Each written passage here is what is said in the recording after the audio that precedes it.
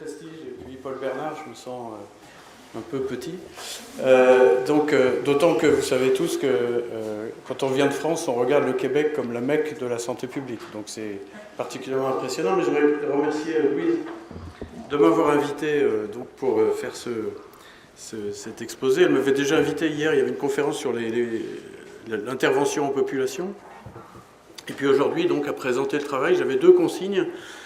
Il fallait que ça concerne les inégalités sociales de santé et il fallait que ça soit basé sur les faits. Donc, du coup, ça me restreignait assez peu mon champ, je me sentais assez en liberté, puisque sur les deux aspects, inégalité sociale et aspect factuel, c'est ce qu'on essaye de faire. Donc les contraintes ne sont pas trop lourdes et c'est vraiment un grand plaisir d'être là aujourd'hui. Alors peut-être avant de débuter, je viens de Toulouse, donc je voudrais peut-être pour dissiper deux malentendus entre nous. Premièrement, vous avez entendu parler dans les journaux, la radio, de façon très répétitive de Toulouse ces derniers jours, donc je ne vous en parlerai pas. Et deuxième malentendu à dissiper, vous avez été très nombreux à me dire que la semaine dernière, il faisait 25-27 à Montréal.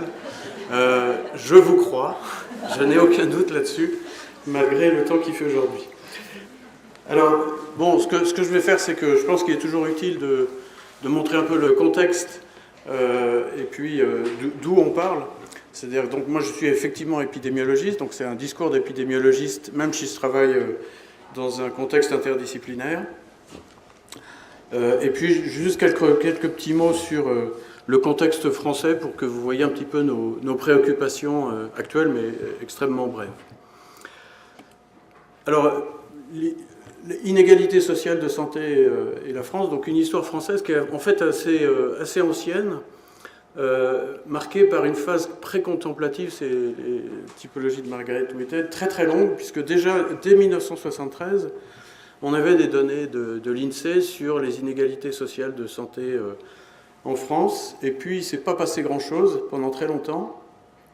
Au début du XXIe siècle, c'est-à-dire à partir de 2000, il y a un livre sur les inégalités sociales de santé qui est paru, avec un certain nombre de contributions, et surtout il avait la particularité d'être commissionné et puis financé par l'INSERM, et donc, disons, à partir de cette période, il est devenu légitime de travailler sur les inégalités sociales de santé, mais comme chercheur. Mais on était dans une phase contemplative, on avait des données d'études, on avait une certaine réflexion, mais il n'y avait pas de politique, sinon contre la précarité, mais pas de politique explicite contre les inégalités sociales de santé. Et puis, pas d'objectif dans la loi de santé publique de 2004. On parle d'inégalité sociale de santé, mais on termine en disant qu'il faut lutter contre la précarité. Donc on voit qu'il y a une formidable ambiguïté. Donc voilà le contexte français. Alors, voilà une diapositive que je ne vous présente pas pour la première fois, qui est la place de la France en Europe en ce qui concerne les inégalités sociales de santé. Donc je vous rappelle qu'on parle ici du pays qui a le meilleur système de santé au monde. Et quand on regarde les inégalités sociales de santé en Europe, on a effectivement en moyenne, si on compare les taux de mortalité, toutes causes chez les travailleurs manuels comparés aux non manuels, on a dans l'Europe environ une surmortalité de 40%. Et puis il y a un pays qui se distingue en rouge où la surmortalité est de plus 70%. Et le petit jeu dont habituellement est demandé à nos collègues français, quel est ce pays? Donc on cite généralement la Pologne, l'Italie, le Portugal, enfin bref, toute l'Europe. Et puis à un moment donné, il y a quelqu'un d'un peu moins timide que les autres qui dit peut-être c'est la France. Et effectivement, c'est la France. Donc la France a un problème, c'est-à-dire qu'on a un niveau d'inégalité sociale de santé qui est extrêmement élevé, malgré, encore une fois, ce système de protection sociale, l'assurance maladie, un système de santé qui est incompatible. Alors, 10 ans plus tard, un nouveau papier comparant la France à l'Europe, là c'est l'index relatif d'inégalité. Vous voyez que la situation si j'ai le pointeur là. La situation a simplement changé parce que l'Europe s'est élargie. Et donc sont apparus ici des pays d'Europe de l'Est dans lesquels effectivement les inégalités sociales de santé sont plus marquées. Mais si on regarde les pays qui correspondent à l'Europe de l'Ouest, qui étaient les pays qui correspondaient à la publication antérieure, vous voyez que la situation de la France est restée la même, restant bien en tête des inégalités sociales de santé, en tout cas des inégalités sociales de mortalité. Et donc finalement le problème persiste et on n'a pas beaucoup avancé sur cette question. Alors on a beaucoup de données en fait en France, on n'a pas de système de routine, hein, on pourra développer ces aspects si vous le souhaitez, on n'a pas de système de routine, on a quand même beaucoup de données, et en particulier on sait que ça ne concerne pas seulement la mortalité, mais aussi l'espérance de vie sans incapacité. Donc ici c'est un papier relativement récent, donc à 35 ans un ouvrier peut espérer vivre 24 ans sans incapacité, alors le cadre peut espérer vivre 34 ans. Si on regarde l'âge de la retraite, que sur cette diapo est encore fixé à 60 ans, maintenant vous savez que c'est plus, eh bien un ouvrier n'atteindra pas l'âge de la retraite sans incapacité, alors qu'un cadre vivra 9 ans sa retraite sans incapacité, ce qui est quand même plus confortable. Alors qu'est-ce qui s'est passé depuis 2009 ? Alors là il y a un virage extrêmement brutal, je n'ai pas le temps de rentrer dans les détails, mais le deuxième plan cancer a eu un rôle absolument déterminant, en ce sens qu'il était au départ parti vers une direction assez classique de soins, d'appareils de radiothérapie, de disponibilité des institutions sur le territoire, et puis le rapporteur est un peu par hasard tombé sur la question des inégalités sociales de santé, ce qu'il a trouvé parfaitement choquant, et du coup il en a fait une priorité du deuxième plan cancer. Donc ça a été vraiment déterminant, je crois, dans l'histoire des inégalités sociales en France. Ça a été suivi d'un rapport du Haut Conseil de la santé publique sur les inégalités sociales de santé. Et, conséquence, très curieusement, lorsque les agences régionales de santé se sont installées, donc c'est une nouvelle organisation administrative française, parmi leurs priorités figurait en première place la réduction des inégalités sociales de santé. Donc c'était vraiment extrêmement brutal comme virage à l'échelle de la santé publique. Et je dois pouvoir dire sans les vexer que dans beaucoup d'agences régionales de santé, on se demande encore ce que ça veut dire, les inégalités sociales de santé, et encore plus la réduction des inégalités, parce que ça a été fait alors je sais bien que je suis dans une direction administrative, mais ça a été fait de façon assez brutale, un peu comme si on demandait aux directeurs d'agence de réduire les inégalités sociales de santé dans les 2 ans qui viennent, avec les indicateurs à l'appui. Et donc à ce moment-là, en tant que chercheur, on s'est retrouvé dans une situation un peu difficile, parce qu'évidemment on publiait depuis des années sur les inégalités sociales de santé, on faisait même des rapports, et puis tout d'un coup il fallait les réduire. Donc on s'est retourné vers nous, et on nous a dit, bon alors d'accord, maintenant on a compris, il y a des inégalités sociales de santé, qu'est-ce qu'on fait ? Alors bon, on a réfléchi un petit peu, et puis donc on a proposé 2 solutions. D'abord, la modestie, c'est-à-dire qu'il n'y a pas de recette, comme vous savez. Et donc, on a proposé des expérimentations, on en est là, donc c'est pour ça que j'étais là hier et avant-hier, donc c'est la recherche sur les interventions dans les populations, faire des expérimentations et en apprendre.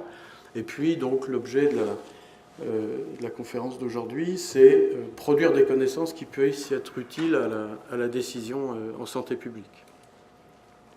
Alors, si on se résume...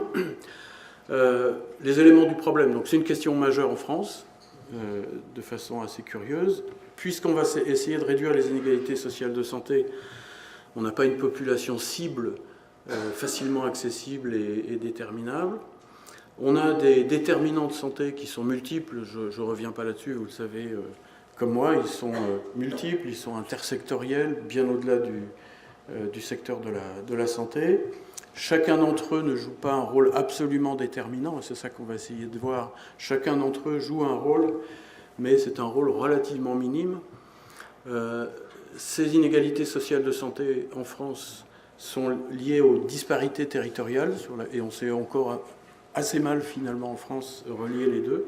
Et puis ce sur quoi je vais insister aujourd'hui, c'est qu'en fait ces facteurs dont le rôle est individuellement relativement minime, donc on ne peut pas imaginer de mettre en place un programme qui va supprimer les inégalités sociales de santé.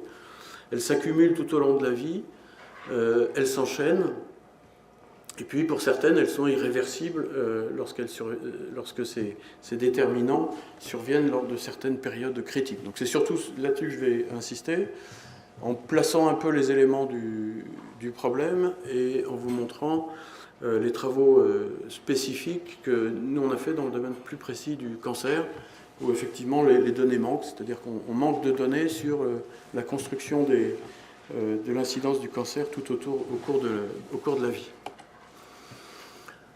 Donc voilà, l'objectif, c'est d'apporter une meilleure connaissance des enchaînements de causes, ce qui en soi est une information, et de voir finalement à quel moment il est préférable d'intervenir, sachant que finalement ça correspond, alors ça c'est ouvert au débat, mais je crois que c'est une évolution de l'épidémiologie, de la notion de causalité en épidémiologie générale et sociale, qui est que finalement on a longtemps cherché des facteurs de risque, un peu comme dans un ciel étoilé, il y avait des facteurs de risque, et on voit encore beaucoup de papiers de cette nature, hein, donc on a une constellation de facteurs de risque, et puis ensuite on met ça dans un modèle, c'est pas au Québec, hein, bien entendu, enfin chez nous, on fait encore ça, on met tout ça dans un modèle multivarié, puis il y a des facteurs qui sortent, mais on ne sait pas comment ils s'articulent les uns avec les autres. Donc on essaye de sortir de cette logique, et c'est cette façon, je crois, un peu plus intéressante de penser, qui est de dire que finalement,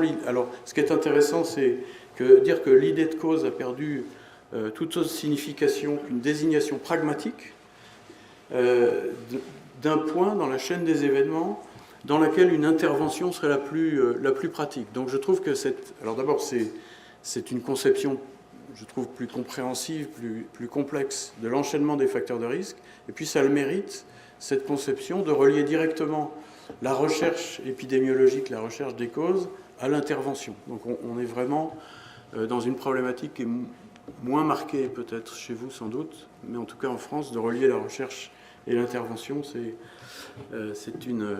reste encore un défi. Alors, l'idée, le nom qui est associé à cette idée, c'est Barker. C'est un peu injuste parce qu'il n'est sans doute pas le premier à avoir fait des travaux sur cette question. Même sur cette question de la croissance et des maladies coronariennes à l'âge adulte, son nom est associé, on pourrait discuter, il faudrait faire l'histoire, mais en tout cas, c'est pour relier la programmation biologique, la croissance du développement fœtal tout au début de la vie, et donc même avant, à l'histoire des maladies, le nom est associé à Barker. Donc l'idée est la suivante, on s'est aperçu au cours des années, je vous montrerai quelques exemples rapidement, donc, que effectivement les conditions de la vie intra-utérine déterminées par la croissance, le tabagisme, la pauvreté, etc., avaient bien entendu un retentissement sur la croissance et le développement fœtal, et que, mesurant le développement fœtal à la naissance par le poids de naissance était relié à la survenue de maladies coronariennes, au diabète de type 2, à l'hypertension, enfin au niveau de pression artérielle, etc. Donc quelque chose d'extrêmement important pour la suite, qui est de penser que finalement l'âge adulte, ce qui se passe à l'âge adulte, est d'emblée programmé par les événements qui précèdent la naissance ou qui la suivent immédiatement, ce qui peut amener un changement de politique et de réflexion. Comme ça, entre nous, il y a 15 jours, j'étais dans une réunion à la région, il y a des financements à obtenir, et la question c'était vieillissement et immunité. Et donc il y avait présent autour de la table des gérontologues, des gens spécialistes du vieillissement, et il se trouve qu'on était invités par hasard, et on a dit, mais vous savez, le vieillissement, ça commence dès la naissance, et donc du coup, on va être partie prenante dans ce programme de recherche. Donc c'est quelque chose qui, je crois, est particulièrement important. Alors, qu'est-ce qui se passe dans la maturation in utero? Bien, le développement pulmonaire va être lié plus tard avec la fonction pulmonaire, les bronchopathies chroniques, la fonction rénale, la capacité de retenir le sel ou de l'excréter avec l'hypertension artérielle, le diabète avec le développement adéquat du pancréas à certaines parties du développement fœtal. Alors ensuite, il y a eu de très nombreux travaux épidémiologiques, j'en ai sélectionné quelques-uns, et évidemment j'en passerai beaucoup. Alors je crois qu'on peut dire honnêtement que les cohortes britanniques de 46, de 58 jouent un rôle important dans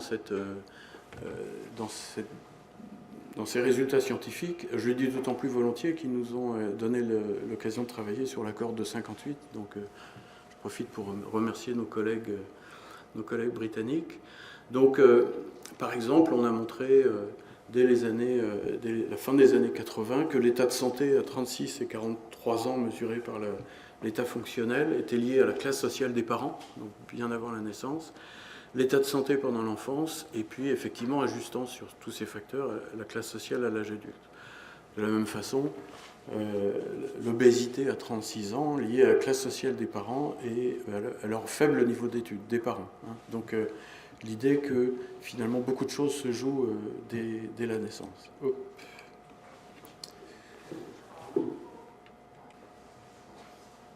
Alors d'autres éléments sont venus le montrer. Vous avez sans doute entendu parler de cette étude sur la famine aux Pays-Bas à la fin de la Deuxième Guerre mondiale, donc dans les années 43, 44 et 45.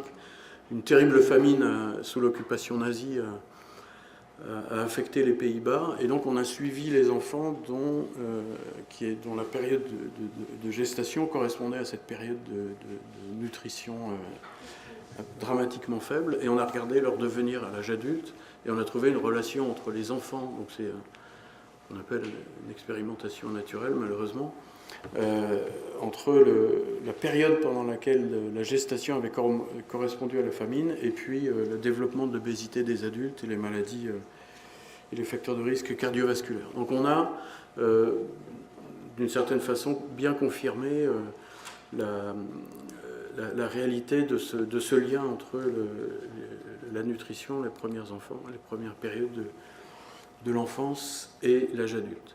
Et donc c'est ce champ de recherche qu'on définit comme... Alors en anglais c'est Life Course Epidemiology, j'ai essayé de traduire, on traduit épidémiologie biographique, on pourrait dire au cours de la vie, ce que je préférerais, mais c'est un peu plus long, qui est finalement l'étude des mécanismes biologiques, comportementaux et sociaux, psychosociaux, qui vont tout au long de la vie façonner l'état de santé de la personne adulte. Alors les Anglais utilisent le terme d'embodiment, on peut dire incorporé. L'idée c'est effectivement comment tout au long de la vie, ce qu'on vit, l'adversité, les événements psychosociaux vont s'introduire sous la peau au travers d'un certain nombre de mécanismes biologiques. Alors il y a un champ de recherche qui concerne l'étude de la charge allostatique, c'est-à-dire d'essayer de trouver des marqueurs qui, avant que la maladie soit déclarée, permettent d'indiquer de façon biologique comment cette sorte d'usure, ce stress chronique de la vie, d'affronter des déterminants socio-économiques de façon prolongée, va s'inscrire véritablement dans la biologie. Et donc l'idée, c'est d'analyser ces mécanismes qui produisent les inégalités au cours d'une trajectoire de vie. Alors on va voir que on pourra discuter des modèles, je ne sais pas on a parfois fait la critique à l'épidémiologie biographique de se centrer sur l'individu, donc je crois que ça pourrait être une critique. Je crois qu'aujourd'hui les méthodes sont en train de se développer, la pensée se développe. Il faut intégrer l'environnement, on le verra plus tard, et ne pas opposer l'étude de l'épidémiologie biographique à d'autres modèles, en particulier qui rechercheraient des causes fondamentales. On pourra développer ça un peu plus tard.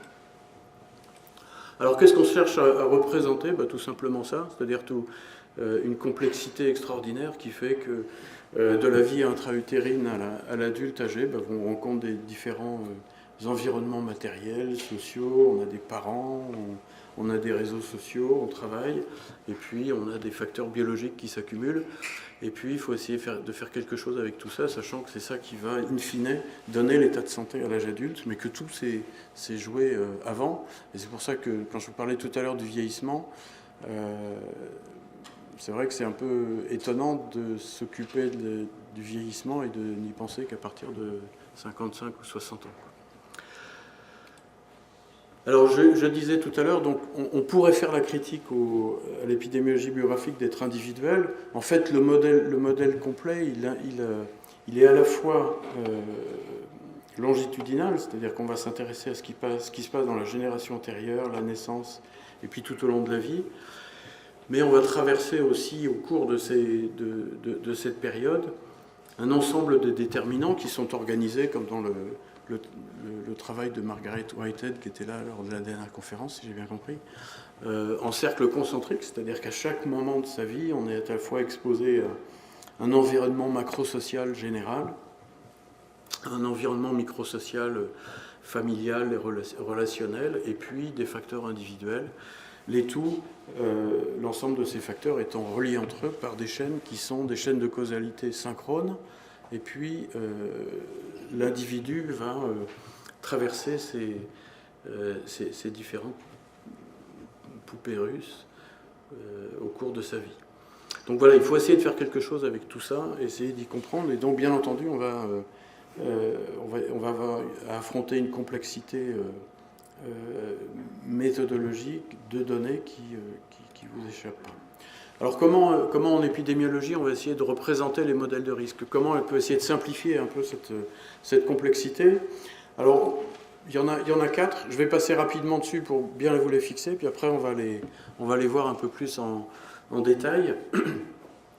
Le premier modèle de risque, le plus simple, c'est le modèle cumulatif. Donc on va dire, eh bien, au cours de sa vie, on va rencontrer un certain nombre de déterminants, des facteurs de risque, et puis plus on en rencontre, et plus l'impact sur l'état de santé va être important. Ils vont d'une certaine façon s'additionner, c'est le modèle le plus simple, plus on rencontre de facteurs de risque, et plus la maladie a des chances d'être présente. Deuxième modèle de risque, on va dire, c'est le modèle de la période critique. Donc on va, dans un certain nombre de cas, remarquer que au cours de la vie, et on en parlera de façon plus précise, il y a des périodes pendant lesquelles certains facteurs de risque vont avoir un impact absolument déterminant parce que c'est un système biologique en développement, parce qu'il est en phase de croissance, et puis à d'autres périodes, les mêmes stimulus, les mêmes facteurs de risque, les mêmes déterminants ou agressions, finalement, ne vont pas changer grand-chose.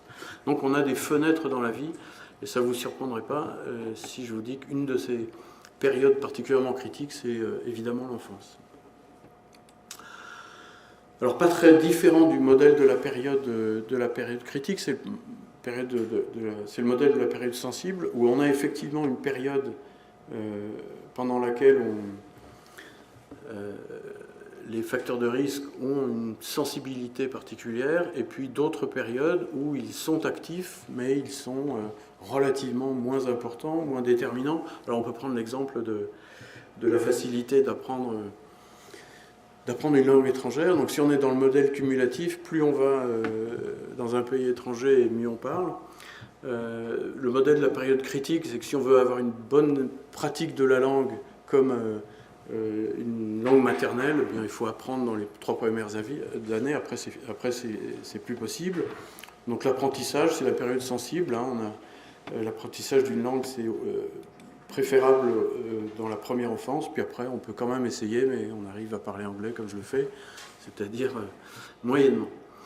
Et puis après on a le 4e modèle, c'est le modèle le plus complexe, qui est le modèle des pathways, où on va dire qu'effectivement, lorsqu'on a exposé un certain nombre de déterminants, alors encore une fois, les déterminants, ils sont sociaux, ils peuvent être biologiques, toxiques, il n'y a pas d'exclusif. On peut être exposé à un certain nombre de déterminants qui n'ont pas d'effet direct sur la santé, mais qui vont vous conduire sur des trajectoires telles que vous allez être exposé à des facteurs de risque qui eux-mêmes vont être effectivement directement en lien avec la maladie. Donc là, vous devinez que c'est le modèle le plus compliqué, le plus riche, mais évidemment méthodologiquement compliqué. Donc en gros, là on va retrouver un certain nombre d'expériences sociales qui n'ont pas d'effet direct, mais qui vont vous conduire sur des trajectoires et puis amener, alors en termes d'intervention, à des interventions complètement en dehors de la santé. Alors si on revient donc détailler chacun de ces modèles, donc le premier modèle, accumulation des risques, part de la constatation suivante que je pense qu'on ne peut que partager, qui est que les désavantages tendent à se concentrer, alors à la fois au niveau transversal, c'est-à-dire qu'à la fois ce sont les mêmes groupes sociaux qui ont des professions dans lesquelles ils vont avoir des expositions professionnelles fréquentes, avec un habitat et des zones de résidence dans lesquelles ils vont être exposés à des nuisances, un habitat parfois insalubre, et puis des habitudes de vie qui ne sont pas forcément les plus saines. Donc au niveau transversal, et puis ces accumulations de déterminants vont s'accumuler au cours du temps, dans la mesure où les trajectoires sociales sont généralement constantes et que les facteurs vont s'accumuler. Et donc on voit bien que chacun de ces facteurs en lui-même ne joue qu'un rôle relativement modeste, mais c'est finalement l'accumulation qui arrive en France à ces 6 ans de différence d'espérance de vie entre les employés et les ouvriers. Alors encore un hommage aux cordes britanniques. Donc le risque de bronchopathie chronique et de fonction pulmonaire altérée, c'est l'accumulation. Donc là, soit vous avez des infections respiratoires, soit vous avez un habitat pauvre surpeuplé pendant la première enfance, le tabagisme, l'exposition à une pollution de l'air pendant l'enfance. Encore une fois, souvent c'est les mêmes, mais chacun de ces facteurs s'accumule pour arriver à des résultats cliniquement importants. Donc ça, c'était la cohorte de 46. Alors là, on le voit, c'est la même chose, c'est de façon graphique, c'est une étude qui vient de la Whitehall 2 Study.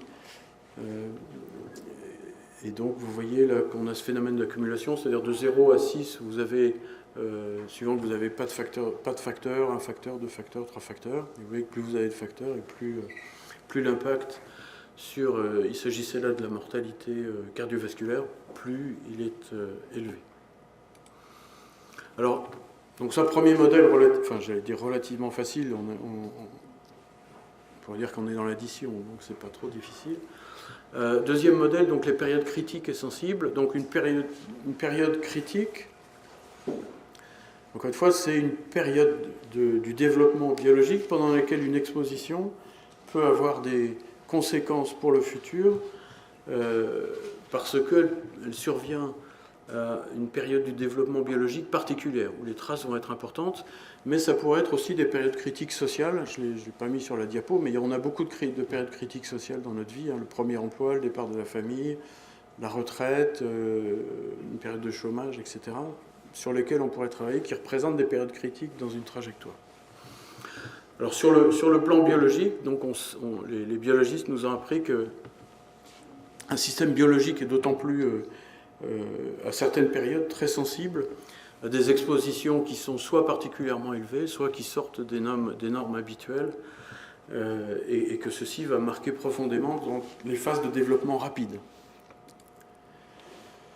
Alors comme je vous le disais, l'enfance est une période où la sensibilité développementale est particulièrement prononcée, et que des périodes de stress chroniques liées à la vie de la première enfance vont pouvoir être des facteurs d'exposition qui vont s'imprimer, s'incorporer de façon définitive dans la vie. C'est sur cette question qu'on va travailler ensuite.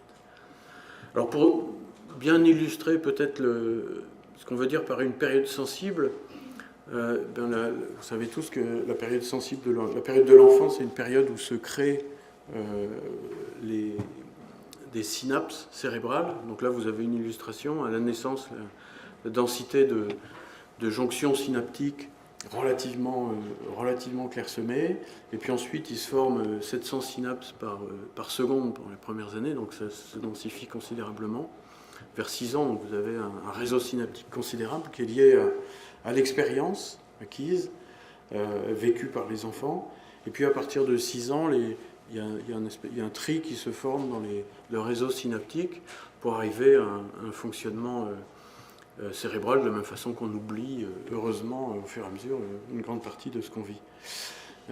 Donc voilà, donc cette période cérébrale est particulièrement importante. Alors là, c'est une diapositive que j'emprunte à Michel Kelly, je n'aurais jamais été capable de faire ça. C'est vous montrer les étapes, les périodes sensibles du développement dans l'enfance. Donc ici, c'est la première année de vie. Donc on voit que le développement de l'appareil sensoriel, c'est-à-dire le cortex auditif et visuel, se développe dans cette première période. Ici, c'est le développement du langage et de la parole, donc des éléments particulièrement importants du développement l'être humain. Puis les fonctions cognitives supérieures, ça commence à peu près à la même époque, ça se poursuit beaucoup plus longtemps, puisque vous voyez sur l'échelle, alors ça va apparaître là, voilà. Ici, c'est la première année, et puis ensuite, à partir de là, c'est plus des mois, c'est des années. Donc les fonctions cognitives supérieures, ça continue à se former jusque vers 15-17 ans, puis ensuite, je crois que ça décline. Voilà. Voilà. Et en tout cas, tout ça pour illustrer que vraiment on a dans cette période de grande plasticité cérébrale une période extrêmement importante, et qu'ensuite, si cette première période les choses ne se passent pas bien, ensuite ça sera difficile à rattraper. Alors là, je vous montre quelque chose qui illustre ça d'une certaine façon, enfin de façon assez précise, qui est une diapositive que présente assez souvent Michael Marmot, mais que je trouve absolument terrible, qui est en rapport justement avec ce développement cérébral. C'est les rangs moyens de test selon la position socio-économique des parents. Donc ici, vous avez des enfants de 22 mois qui ont subi un certain nombre de tests de développement intellectuel, émotionnel, personnel. Ils sont classés par ordre, donc ce n'est pas la valeur absolue, mais ils sont classés. Et vous voyez qu'on a deux groupes. On a un groupe d'enfants qui est relativement bien placé, et puis un groupe d'enfants qui réussissent assez mal à l'ensemble de ces tests. Et ces enfants appartiennent à ils ont des parents de deux catégories socio-professionnelles. En bleu, leurs parents sont d'une catégorie socio-professionnelle élevée, et puis en rouge, leurs parents sont de catégorie socio-professionnelle modeste. Donc c'est des données qui sont issues de la British Cohort Survey. Et vous voyez que donc ces 22 mois, ils sont suivis jusqu'à 120, ça fait 10 ans. Hein. Et vous voyez ce qui se passe, c'est-à-dire que les enfants qui réussissent bien l'ensemble de ces tests de développement dès la naissance, s'ils sont dans une famille favorisée, ben, ils vont maintenir ces bonnes performances. Ceux qui sont dans une famille plus défavorisée, c'était mesuré par l'éducation des parents, eh bien leurs scores vont décroître, alors que c'est l'inverse pour ceux qui partent, disons, assez bas dans l'échelle. Si la catégorie sociale des parents est faible, eh bien, ils vont rester à leur niveau. Par contre, un environnement familial riche, favorisé, va permettre de rattraper le handicap initial. Donc on voit bien à quel point ces premières années sont déterminantes. Alors je le dis ici parce que j'ai vu que dans le rapport sur les inégalités sociales au Québec, il y a une étude où a été testée l'influence d'un mode de garde collectif sur les premières années qui permet effectivement de montrer que ça permet de compenser cette fatalité. Ce qui m'a particulièrement touché parce qu'en France, on est dans une période où on a diminué les modes de garde collectifs avant 3 ans, ce que je trouve particulièrement désastreux quand on regarde ces résultats.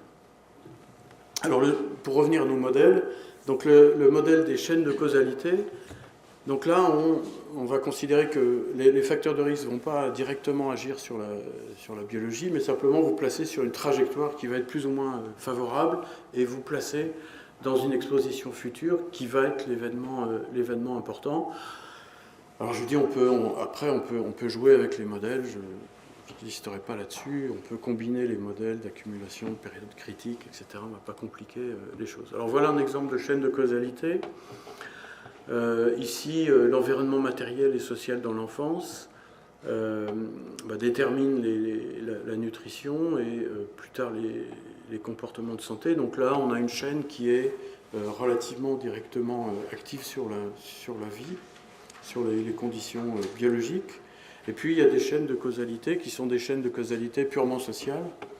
Le contexte social et matériel des parents conduisant bien entendu un environnement précis social dans l'enfance, déterminant les études que les enfants vont pouvoir faire, et puis ces études vont les conduire à une profession, et c'est à ce moment-là la profession qui va faire qu'ils vont être ou non exposés, par exemple, à des toxiques professionnels sur le lieu de travail, et vous savez à quel point les expositions professionnelles sont socialement différenciées, en tout cas en France. Et puis bien entendu, si on veut faire le modèle complet, les trajets sociaux, les trajets biologiques vont s'interpénétrer, et on a finalement une représentation qui ici est très très simple finalement par rapport à la réalité évidemment, mais à partir de laquelle quand même on va commencer à travailler, et on va pouvoir, en termes d'intervention, en ayant ça en tête, se dire, ben voilà, pour arriver à déterminer l'état de santé ici, est-ce qu'il vaut mieux essayer d'agir sur cette chaîne, sur ce facteur dans la chaîne de causalité? Est-ce qu'il vaut mieux intervenir sur les comportements de santé sans tenir compte de ce qui s'est passé auparavant, etc. Je pense que ça permet quand même de placer les choses et puis de voir le rôle respectif des différents facteurs. Alors, les périodes à considérer sont plus ou moins importantes selon les maladies, et puis on verra tout à l'heure selon l'âge. Donc, pour le cancer du poumon, en fait, les déterminants sociaux, les déterminants qu'on peut retrouver sont plutôt retrouvés à l'âge adulte, exposition professionnelle et tabagisme. Pour les maladies coronariennes et maladies respiratoires, là, on a un fort poids des déterminants dans l'enfance, mais également à l'âge adulte. Et puis, pour les accidents vasculaires cérébraux, c'est principalement lié aux déterminants et à la classe sociale dans l'enfance. Donc, selon les types de pathologies, bien entendu, c'est plus ou moins marqué, puisque les déterminants ne sont pas les mêmes. Alors, un certain nombre de travaux semble suggérer que cet effet d'épidémiologie biographique, donc de cours de la vie, d'accumulation, ces différents modèles seraient moins marqués avec l'âge. Donc là, il y a un travail norvégien. Oui, on avait pris des Norvégiens qui avaient 70 ans en 1990. On a reconstitué leur trajet de vie depuis 1960, donc sur une trentaine d'années. Et puis ensuite, on a regardé leur état de santé jusqu'en 1998, et les facteurs qui semblaient les plus déterminants étaient les facteurs liés à la mesure de la position sociale en 1990 et moins à ce qui s'était passé antérieurement. Donc, personnellement, je ne sais pas très bien quoi en penser entre l'état cumulatif, les erreurs de mesure, l'effet de sélection. En tout cas, c'est des choses qui sont discutées dans la littérature. Alors pour en terminer avec cette présentation un peu générale, donc, je vous ai présenté des modèles schématiques, bien entendu, on peut les combiner, il y a une littérature qui dit qu'ils sont très difficiles à distinguer entre eux, et vous imaginez que les difficultés méthodologiques et statistiques sont importantes, puisqu'il faut qu'on arrive à faire, sur un plan statistique, des analyses de médiation, c'est-à-dire de voir quel est le chemin direct, quel est le chemin qui passe par un autre facteur, et ça statistiquement c'est pas très facile à faire. Il faut qu'on sache quoi faire avec des expositions qui vont varier dans le temps, hein, que ce soit les expositions professionnelles, le tabagisme, les différents comportements. On n'a pas le même comportement tout au long de la vie, donc il faut qu'on sache mesurer ça. Il faut qu'on sache mesurer des boucles de rétroaction, c'est-à-dire un exemple, hein, on avait dans une étude il y a quelques années montré que par rapport à la mobilité sociale, avoir une mobilité sociale descendante favorisait le tabagisme et la consommation d'alcool en France. Mais le fait de fumer et de boire était aussi un facteur qui bloquait la mobilité sociale. Donc on a des espèces de cercles qui vont s'installer tout au long de la vie qu'il faut arriver à représenter. Et puis la difficulté, c'est aussi d'avoir les données, parce que, mis à part nos collègues britanniques nous ont fourni ces données qui sont absolument prodigieuses. Il y a 14 000 variables analysées sur des gens pendant une cinquantaine d'années. Mais on n'a pas beaucoup de données, donc on est soit obligé de recourir à des données rétrospectives, avec toute la difficulté de mesurer un événement dans le passé, sachant l'état de santé à l'âge adulte, ou sinon, même dans les cohortes, un autre problème qui se pose, bien sûr, c'est l'attrition, c'est-à-dire qu'on arrive quand même difficilement à maintenir une cohorte tout au long de la vie, lorsqu'on prétend suivre des gens pendant 50 ans. On a effectivement des problèmes importants. Alors, Louise, voilà ce dont on avait... J'ai 10 minutes seulement ? Alors, il y a une partie... d'accord. Alors, l'adversité dans l'enfance et le cancer. Donc, on s'est intéressé à ce sujet. Pourquoi ? Il y a plusieurs raisons. Alors, je peux vous raconter 2 histoires pour cette diapositive. Une histoire officielle qui est que pourquoi s'intéresser au cancer ? Parce que le cancer, avec les années, explique une part de plus en plus importante des inégalités sociales de santé. Vous voyez que même avant 1974, chez les femmes, il était protecteur, et c'est lié à l'effet du cancer du sein qui était inversement lié au niveau d'études. Et puis, dans les dans les deux sexes, la part expliquée a augmenté avec les années. Pour les dernières données dont on dispose, le cancer explique 40% des inégalités sociales de santé et puis 30% chez les femmes. Donc une part tout à fait considérable, c'est un enjeu majeur. Donc ça, c'est l'histoire officielle. L'histoire, pourquoi ça s'est passé comme ça, c'est qu'il y a eu un plan cancer avec un accent mis là-dessus et qu'il y a eu beaucoup de crédits de recherche. Donc ça nous a aussi amené à travailler sur ce sujet. Alors, en regardant la littérature, on s'est aussi aperçu, alors donc on n'est vraiment pas des spécialistes de ça, mais qu'il y avait beaucoup de modèles animaux et de travaux de biologie moléculaire qui montraient un lien fort qu'on connaissait déjà avec le stress psychosocial chez des rats, chez des souris, et le système de hypothalamo-pituitaire et puis le médulo-surrénal, les corticostéroïdes, mais ce qui nous a intéressé dans les dernières années, c'est que dans ces modèles animaux, on avait un très grand nombre de modifications moléculaires qui étaient directement en lien avec le développement du cancer, donc des mutations, une instabilité génomique, des modifications épigénétiques, des méthylations du DNA, des altérations du mécanisme de réparation de l'ADN. Donc en fait un lien direct entre le stress psychosocial et des mécanismes qui sont directement impliqués dans le cancer, et puis aussi des mécanismes qui sont impliqués dans la progression des cancers une fois qu'ils sont installés. Donc on s'est dit qu'il y avait peut-être quelque chose à étudier de ce point de vue-là. Et puis troisième élément, donc avec des collègues plus spécialistes de l'enfance, on s'est dit que le stress chronique pendant l'enfance pouvait être lié à des stimulations soit bien bénéfiques, soit néfastes. Donc il y a des stimulations positives, hein, c'est les échanges avec les parents qui développent les synapses, comme je vous ai montré tout à l'heure, et puis qui occasionnent, qui modulent des réponses de stress, mais tout à fait tolérables. Vous avez des événements qui sont des événements aigus, avec des réponses authentiquement physiologiques de stress, mais qui sont atténuées par la présence sécurisante des parents, des proches. Hein. Donc tomber de vélo, c'est jamais agréable, mais enfin, si vous avez les parents à côté, ben, c'est un stress tolérable.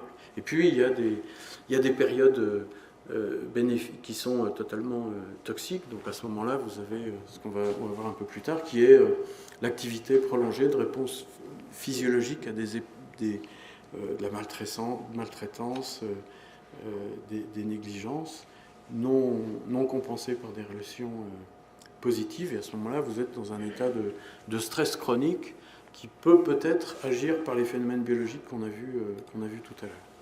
Donc l'hypothèse qu'on a posée dans nos travaux de recherche, c'est que l'exposition à l'adversité dans l'enfance, donc dès les premières années, pouvait, par le biais de ce stress chronique et tous les mécanismes biologiques qu'on a vus, être liés à la survenue d'un cancer chez l'adulte. Et donc le modèle est un peu différent du modèle du cancer qui est du modèle un peu dominant qui est celui d'un facteur de risque, par exemple l'amiante, qui est à l'origine d'un cancer particulier. Donc on a une liaison ou tabac, cancer du poumon. Là, on se rapprocherait plutôt d'un modèle qui serait celui des maladies infectieuses, c'est-à-dire qu'il pourrait y avoir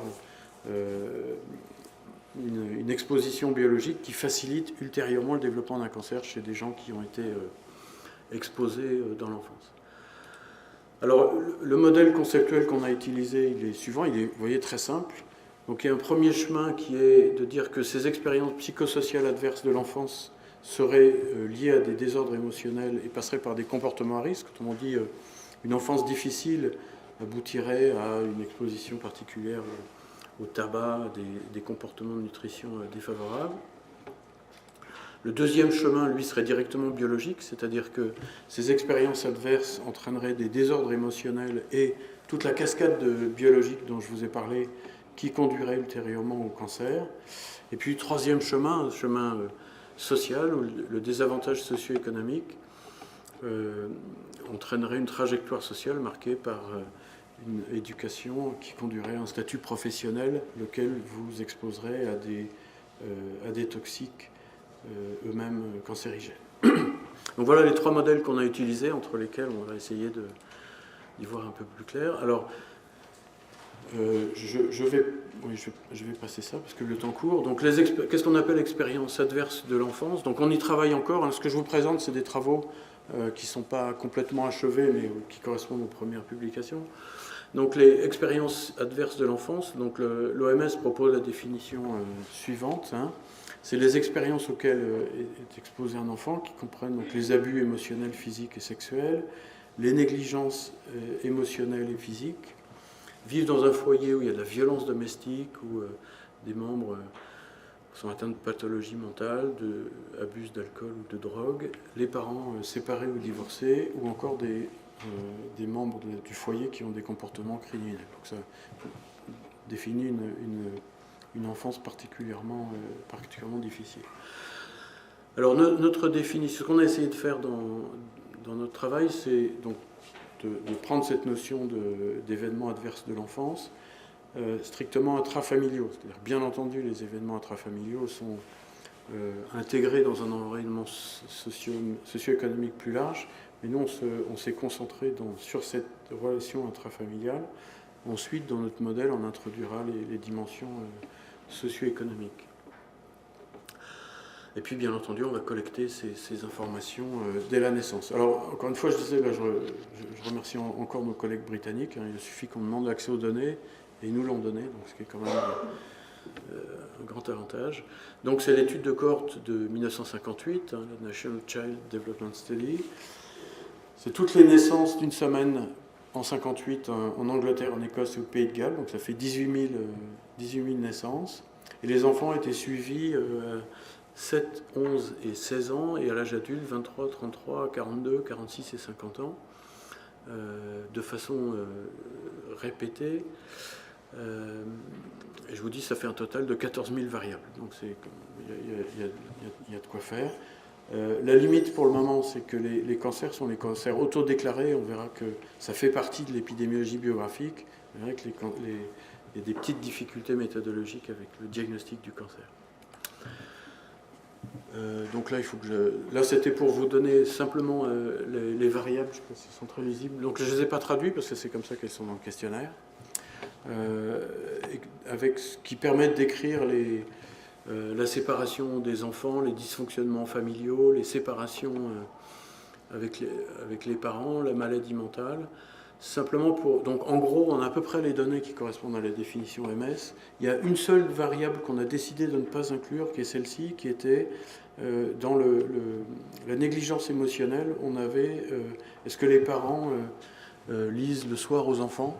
Et on a pensé que ça c'était vraiment trop lié au contexte socio-économique et que tout le monde n'avait pas ni dans les réflexes, ni la possibilité de le lire. Et donc on a préféré vraiment rester à des variables qui caractérisaient l'environnement de l'enfant. On n'a pas utilisé cette variable. Alors les résultats, donc la période d'exposition à l'adversité, c'est de 7 à 16 ans, donc ça fait un score de 0 à 6. La répartition est la suivante. On a quand même 3000 enfants qui ont au moins 1 sur ce score et presque 900 qui ont 2. Donc on a malheureusement pour ces enfants une exposition à l'adversité qui était assez importante. Alors je disais qu'il y a des problèmes méthodologiques qui est pour mesurer le cancer. Et ça c'est les difficultés de l'épidémiologie biographique. C'est que vous voyez en bleu, à 23, 33 et 42 ans, la question qui était posée, c'était « Est-ce que vous avez jamais eu un cancer ?» Donc la question s'interrogeait au passé antérieur. Évidemment, en plus, il y a des gens qui répondent à 42 ans qu'ils n'ont jamais eu de cancer, alors qu'à 23, ils ont dit qu'ils en ont eu un, mais ça, c'est la vie. Par contre, à 46 et 50 ans, les épidémiologistes ont changé. Et la question a changé, mais là c'est beaucoup plus embêtant parce qu'elle change carrément de nature, c'est-à-dire c'est plus est-ce que vous avez eu un cancer dans la période qui précède, c'est aujourd'hui est-ce que vous avez une maladie chronique de long terme, parmi lesquelles le cancer, mais effectivement un certain nombre de personnes peuvent penser que leur cancer est guéri et donc ne pas le déclarer. Et donc là on a un vrai problème avec la déclaration du cancer. Alors, les étapes suivantes, c'est de travailler sur le lien de cette cohorte avec les registres du cancer. Alors, les données rapidement, donc, on a 444 cancers dans le jeu de données, et on a donc 38 enfants qui font un score de 2 ou plus sur l'échelle d'adversité. Alors les résultats, simplement, ici, la répartition des cancers, simplement pour vous faire observer que ce sont essentiellement des cancers féminins, cancer du sein, cancer du col, essentiellement dans cette population. Et si on regarde donc maintenant les résultats bruts, donc vous voyez qu'on a un gradient qui apparaît entre les enfants qui n'ont pas eu d'éléments d'adversité, avec une incidence de cancer auto-rapportée de un peu plus de 6%, presque 9% pour un élément d'adversité et 15% au-delà d'un score de 2 ou plus. Alors ensuite, il faut bien entendu s'assurer que ce n'est pas lié à des associations ou des facteurs de confusion. Donc je vais vous montrer 2 étapes. On a juste dans un premier temps sur les caractéristiques de la grossesse, les premières années de la vie, donc détresse, le poids à la naissance, l'allaitement, la mère, la parité, tabagisme pendant la grossesse, des éléments socio-économiques disponibles caractérisant la première enfance. Et dans un deuxième temps, parce qu'évidemment c'est la question qui venait, c'est est-ce que finalement tout ça ne passe pas par le chemin qu'on appelait le chemin des comportements, par une consommation tabagique et de consommation d'alcool et un niveau d'études élevé. Donc voilà les résultats qu'on obtient avec le premier ajustement, sans tenir compte des comportements. Vous voyez que c'est essentiellement chez les femmes qu'on observe, mais probablement pour des raisons de puissance, parce qu'on a vu qu'on avait surtout des cancers féminins. Par rapport aux enfants qui n'ont pas d'adversité dans l'enfance, pour ceux qui ont un score de 2 et plus, le risque, l'incidence des cancers est multipliée par 2,5, ce qui est quand même tout à fait considérable. Si on ajuste maintenant sur les... Je vais accélérer un petit peu. Là, on ajuste sur les facteurs de comportementaux à 23 ans. On voit que la relation qu'on observe est pratiquement la même, elle a à peine diminué, donc on ne peut pas dire que le chemin qu'on aurait pu évoquer par les comportements soit celui qui soit en cause. En tout cas, les comportements qu'on a mesurés, donc en ce moment on est en train de faire des choses beaucoup plus compliquées en tenant compte des comportements tout au long de la vie, les rétroactions, tout ce qu'on peut imaginer, on est encore en progrès. Ce que je peux vous dire à propos de ces résultats, on va commencer par les limites. Donc les premières limites, là, c'est les données sur le cancer donc, sont auto-déclarées. Donc bien entendu, il y a une critique évidente, c'est est-ce que le cancer est déclaré de façon tout à fait équivalente dans l'ensemble des personnes selon leurs caractéristiques. Donc encore une fois, on va lier cette incidence avec le registre des cancers. Et puis, ce que je ne vous ai pas montré parce que j'ai accéléré un peu, c'est qu'on n'a pas travaillé sur la totalité de l'échantillon. Il y a bien entendu des données manquantes. Et on travaille sur un sous-échantillon. Alors il y a les forces, c'est que d'abord l'adversité est mesurée non pas de façon rétrospective, parce qu'on imagine bien que si on s'intéresse par exemple à la santé mentale, eh bien la vision sur l'enfance va être à l'évidence modifiée. Là on a des mesures prospectives, on a suivi les enfants. On a commencé à tenir compte d'un certain nombre de confusions et de médiations, pas tous. Et puis la dernière force, donc ça c'est... Moi, je vous le dis, mais c'est vraiment des résultats qui sont extrêmement stables. C'est-à-dire qu'on a fait analyser les données soit par des méthodologies avec des analyses compliquées. On a travaillé sur la totalité de l'échantillon. On a sélectionné l'échantillon sur lequel les données étaient parfaitement complètes. On a fait des imputations multiples. Et à chaque fois, on a un résultat qui sort de façon parfaitement stable. Donc, je suis assez confiant... pour vous dire qu'au moins les résultats que je vous ai c'est pas un hasard, c'est pas un petit résultat, un P inférieur à 0,05 qui sort du chapeau et puis qu'on ne voit plus jamais. C'est vraiment quelque chose qui ressort et qui est... Alors, les conclusions de ce travail, puis ensuite je vais prendre un raccourci. Donc, plus un enfant est exposé à l'adversité pendant l'enfance, plus son risque de déclarer, en tout cas pour le moment, un cancer avant 50 ans est élevé. On a fait des travaux sur la mortalité, c'est un papier qui est en train d'être soumis, on retrouve les mêmes phénomènes. Donc ce n'est pas la déclaration qui joue là-dessus. Donc même si on tient compte des comportements à risque. Donc encore une fois, pour nous, ça suggère peut-être de revoir un peu la physiopathologie du cancer, parce que ce que je ne vous ai pas dit, tu me dis quand il faut que j'arrête, c'est qu'au départ, on a travaillé sur tous les cancers. Et immédiatement, on imaginait que quand on allait présenter les résultats, comme un éditoire comme vous, quelqu'un allait se lever en disant oui, mais ça n'a aucun sens de travailler sur les cancers puisque les mécanismes sont différents. Et puis finalement, en y pensant un peu, on est plus là en train de dire que l'adversité pendant l'enfance pourrait préparer d'une certaine façon le terrain par les mécanismes d'altération de l'ADN, le système immunitaire, et puis que là survient un facteur de risque avec une probabilité plus ou moins élevée de déclarer un cancer. Donc ça amène à revoir un peu ça. Puis si tout ça est vrai, bien entendu, la prévention des cancers devrait considérer un élément sur lequel on a très peu de données aujourd'hui en épidémiologie des cancers, c'est-à-dire cet enchaînement de causes, on raisonne entre un facteur de risque et un cancer, et puis cet élément de petite enfance. Alors, les conséquences de l'analyse biographique pour l'action, je crois qu'en termes d'intervention, c'est particulièrement important. D'abord, ça c'est une conclusion que j'emprunte à David Blaine qui dit finalement, quand on a quelqu'un à l'âge adulte avec un état de santé dégradé, il ne suffit pas de le remettre dans le droit commun. Il y a tout un passé qui est incorporé biologiquement et les efforts vont être de plus en plus importants pour récupérer tous ces événements qui sont incorporés et donc il va falloir plus d'efforts.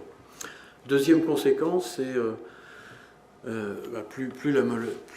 effectivement l'âge avance et plus la maladie, encore une fois, est biologiquement inscrite et plus il va falloir d'efforts pour réparer ces dommages. Et puis plus les changements de comportement sont difficiles, ça c'est évident. Et puis le dernier point, c'est un élément important, parce qu'en France, on parle, sûrement pas au Québec, mais en France, on parle encore beaucoup de comportements individuels lorsqu'il s'agit de tabac, d'alcool, de nutrition, avec cette idée que c'est la responsabilité de l'individu.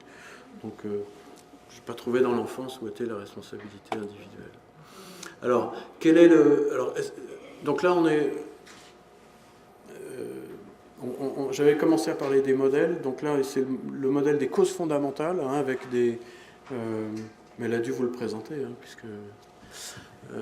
le modèle des causes fondamentales qui postule que finalement derrière ce qu'on observe, il y a des causes fondamentales et que si on modifiait les mécanismes, finalement ça serait d'autres mécanismes qui se mettraient en place mais que la stratification demeurerait. Il y a un papier Mackenbach il n'y a pas très longtemps qui disait que si on supprimait le tabagisme, les inégalités se renouvelleraient au travers de l'obésité mais qu'on n'aurait rien changé. Donc ça c'est le modèle des causes fondamentales.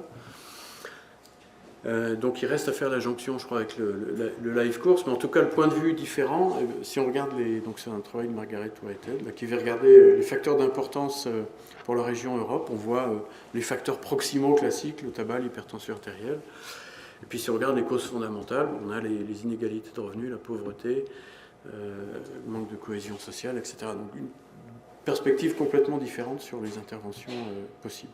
Donc là, je vais sauter, je voulais vous parler du système de soins, mais on va aller plus vite la prochaine fois. Non, mais je l'ai fait avec les doctorants tout à l'heure, donc en plus, ils ne vont pas s'ennuyer. Donc les conclusions de cette approche, d'abord, il reste énormément d'enjeux méthodologiques, à la fois statistiques, épidémiologiques, pour retrouver cette complexité. Faire le lien avec les autres modèles de causalité, de représentation de la maladie. Évidemment, on a un problème évident d'accès aux données. On a la chance en France, parce qu'il en est chez vous, d'avoir des cohortes de naissance qui sont en train de se mettre en œuvre. Donc l'idée, c'est d'apprendre avec les vieilles cohortes et puis d'injecter des hypothèses dans les nouvelles. En termes d'intervention, donc, là, je vais parler pour la France, c'est la priorité à donner à l'enfance. Et puis, je terminerai sur... Alors, priorité à donner à l'enfance. Donc, en France, là, je cite un rapport IGAS, donc c'est l'Inspection Générale des Affaires Sociales de 2011, qui a fait un travail remarquable sur les inégalités sociales de santé dans l'enfance. Et on pourrait presque parler de négligence bénigne. Donc là, c'est une citation. En France, il n'y a pas de revue de travail en rapport ou sur les données en concept avec la santé des enfants, les inégalités sociales de santé. Il n'y a pas d'analyse systématique des données qui sont pourtant obligatoires, des examens du 8e jour, du 9e mois, du 24e mois, du 4e et 6e année. Donc on est dans une situation où finalement, et il y a très peu d'unités de recherche qui travaillent sur l'enfance. Donc je crois qu'au moins s'il y avait une conséquence de ces données, ce serait ça. Et puis cette notion, c'est un livre que je connaissais peut-être, Esping Andersen, c'est un sociologue danois qui vit à Barcelone et puis qui écrit en français un bouquin remarquable qui s'appelle « 3 leçons sur l'État-providence » et où on voit bien qu'il y a une perspective dans sa réflexion de sociologie politique, une perspective qui rejoint nos préoccupations d'épidémiologie biographique, où il décrit comment effectivement un État-providence pourrait prendre en compte cette perspective, investir dans l'avenir, et il décrit ce que je vous ai décrit tout à l'heure comme un pathway social en disant qu'une enfance pauvre peut empêcher l'acquisition de compétences pour obtenir un travail et qu'en l'absence de ça, ça peut conduire à la précarité, à l'exclusion sociale. Donc il plaide pour une approche de life course en déplorant qu'on manque aussi d'études sur la comparaison des différents systèmes de protection sociale vis-à-vis de ces trajectoires sociales qui rejoint, comme vous voyez, nos préoccupations. Alors juste pour ceux que ça aurait absolument passionné, il se passe beaucoup de choses en France à l'automne sur cette question. Donc il y a une société qui vient de se créer, qui se réunit fin octobre. En haut, c'est la Société internationale qui se réunit à Paris.